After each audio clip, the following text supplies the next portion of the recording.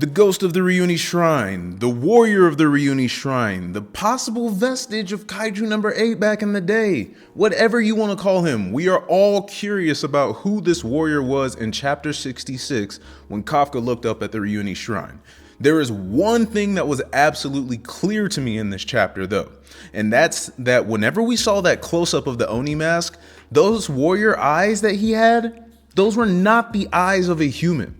Those were the eyes of somebody that was a kaiju human hybrid, just like Kafka is now.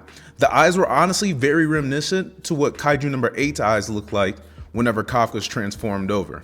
I think that what we saw with Kikoru seeing Ghost gives us a lot of implications as to what Kafka saw at the Ryunei Shrine, and I also think that it holds a major key to Kafka getting the next power up that he is going to get whenever we verse Kaiju number 9, and we will talk about that in this video.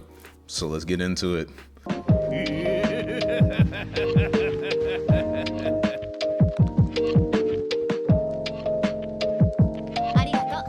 So I really believe that the warrior that we saw at the Ryunei Shrine is a past user of Kaiju number 8, and my biggest argument for this is using Kikoru back in chapter 79. In chapter 79, that is whenever we saw Kikoru seeing the ghost of her mother Hikari in battle. She was fighting against Kaiju number 15, and her mom was right in front of her. It's just that her mom was moving a little bit faster. She was swinging that axe a little bit harder. She was dodging those moves just a tad quicker than anything that Kikoru could do. But she knew that if she caught up to the ghost that she was seeing of her mom, she would be able to beat Kaiju number 15. And Narumi ended up describing that phenomenon to Kikoru as something that happens whenever some people use identified numbered suits. Whenever they use those suits, at times they might see ghosts or the memories of these identified kaiju in their core. Basically, their core memories that they hold close to them, just the same way that you have core memories that you hold close to you, right?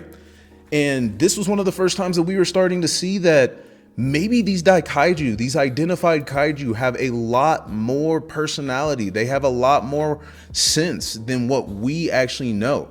And it makes you start to question some things. But outside of that, it also gave us a little bit of insight into how Kafka saw that warrior at the Ryunei Shrine. Because he has Kaiju number 8 inside of him and has a kaiju core inside of him, he saw the warrior at the Ryunei Shrine because those were the core memories of Kaiju number 8 whenever Kaiju number 8 was looking up. Now, as far as what that person was doing way back in that day, who knows? But I think that this person was somebody very similar to Kafka, bro. They were somebody that was fighting away all the bad kaiju that were coming and attacking humanity. Not only that, but you have to imagine how much of an asset a hybrid would have been to humans back in the day, because they would have had to fight kaiju in a much more primitive sense. They didn't have things like these guns that we have or these huge rail weapons that Mina is using. They had to use things like swords and shields and spears to take out kaiju. Not only that, sometimes super giant class kaiju. So just imagine, how would you do that with spears? How would you do that with swords? But they probably had the help of a hybrid just like Kafka now. And I think that Kikoru holds the key to showing us how we are going to beat number 9, right? The reason that Kikoru ended up beating Kaiju number 15 is because she really focused on catching up to that ghost of Hikari, bro.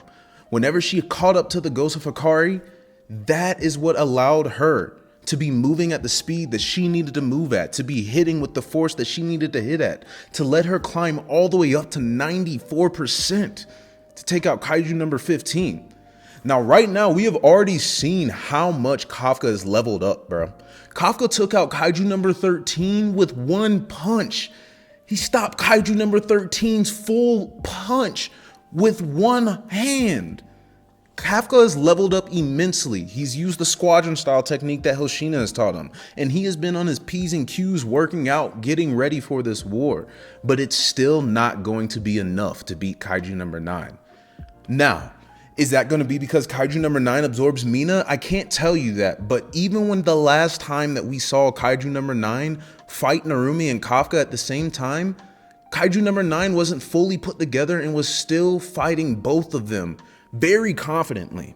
So whenever Kafka pulls up now, I promise you, Kaiju number 9 is stronger than him right now because Kafka cannot elicit his full use yet. I think that this warrior is going to hold the key to Kafka being able to use himself at his full capacity. I can guarantee you that this warrior that we saw at the Ryunei Shrine had a much better use of his hybrid form than Kafka has right now. Back in the day, I bet you that that warrior could move even faster than what Kafka can move right now. He could do even more with his body than what Kafka can do right now. But Kafka doesn't have that same connection, that same relationship yet that the warrior had. I think that right now we are waiting for Kafka to start not only asking Kaiju number 8 some questions, but Kaiju number 8 maybe to start communicating with Kafka a little bit more. All we've ever seen Kaiju number 8 say is, "I found you." But the moment that they finally go in alignment, just like Hoshina, just like Kikoru being in alignment with Kaiju number 4, and like I said, Hoshina with number 10, once Kafka is in better alignment with number 8, that is when he will be able to use his body to its best degree. I think the time that we've only seen when Kafka can do a fraction of what he can do is actually 2 times. In the Ant Raid, whenever Kafka said, "Wow, I can't believe that letting number 8 take over my body versus Isao taught me how to use my own body a lot better." And that's one time when Kafka finally started learning how to use himself. The other time was in the very beginning of this manga, whenever Kaiju number 8 took over Kafka in chapter 2, and we saw Kafka's body doing a bunch of crazy things because he couldn't control himself at first. And I think that it was funny, but it was also telling that there's a lot of things that Kafka can do with his body that he just does not understand yet because he doesn't understand Kaiju number 8 at this point. But whenever you are in full alignment, whenever your ideals align, we can see what happens, bro. We saw what happened to Kikoru. We saw that Hoshina was the first character to hit 100% output in this series because him and Ten finally had the same ideals, the same morals. Swinging the blade is fun. There is a reason that Kaiju number 8 went and found Kafka, and Kafka needs to look for that reason. He's never asked Kaiju number 8 those reasons. I don't even know if he's contemplated it. At least we haven't seen it in the manga, right? And I think that that is the key to Kafka unlocking that next power up that he needs to be able to use his body even better to beat Kaiju number 9. Do I think that he's automatically going to get stronger than Kaiju number 9 just because he understands how to use his body better?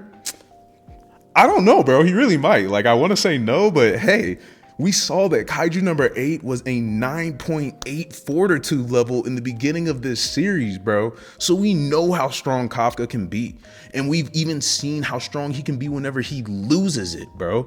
Whenever he was fighting Isao, whenever he lost it and he was punching out that number 10 Wyvern Raid bomb, bro. So this is going to be very crazy to see what happens whenever we finally have Kafka interacting with this warrior or interacting with Kaiju number 8.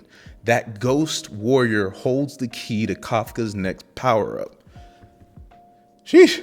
And one question that I want you to start asking yourself, and you can even start posting it in the comments because I'm going to drop a video on this in the next couple of days, is that, hey, if this warrior really was a past user of Kaiju number 8, then Kaiju number 8 is not Kaiju number 8. Who knows how long Kaiju have been around for? Who knows how long Kaiju number 8 has been around for? And not only that, that means that there was an incident that happened that made the Japan Defense Force create a fortitude and an identification system for Kaiju. And that is what my next video about Kaiju number 8 is going to be about. Just going to be like an in general theory. I will post it in the next couple of days, so be on the lookout for that. Because come on, man. I know that y'all be thinking about Kaiju number 8 rent-free just as much as I do. So I told you I would get this video out for y'all. So if you stuck around till the end, arigato sentakemasu. Be on the lookout in the next couple of days for that next Kaiju video. It's going to be shorter than this one, but it'll be a banger though. So as always, I appreciate y'all and I'll talk to you later. Peace.